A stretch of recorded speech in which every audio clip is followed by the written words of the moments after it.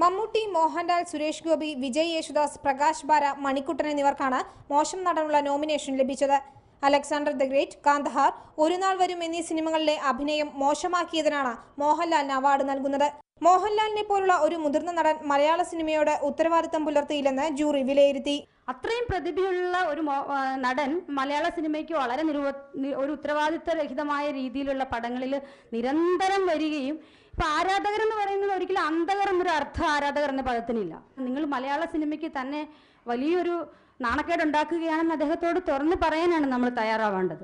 April full ഏറ്റവും മോശം സിനിമയായും വിജി തമ്പിയെ മോശം സംവിധായകനായും ജഗദീഷിനെ മോശം തിരക്കഥാകൃത്തായും തെരഞ്ഞെടുത്തു. ബെസ്റ്റ് ഓഫ് ലക്ക് എന്ന ചിത്രത്തിലെ നായികമാരായ അർച്ചന കവിയും റീമ കല്ലിങ്കലുമാണ് മോശം നടിമാർ. സുരാജ് വെഞ്ഞാറമൂടിന് മോശം ഹാസ്യ നടനുള്ള അവാർഡ് നൽകും. മലയാള സിനിമയിൽ തിരുത്തൽ ചിന്തയുണ്ടാകുമെന്ന പ്രതീക്ഷയിലാണ് അവാർഡുകൾ നൽകുന്നതെന്ന് അവാർഡ് കമ്മിറ്റി പറഞ്ഞു. 5 ലോകോത്തര സിനിമകളുടെ CD-യും സിനിമാ ടിക്കറ്റിനുള്ള 50 രൂപയുമാണ് അവാർഡായി നൽകുക. റിപ്പോർട്ടർ, കോഴിക്കോട്.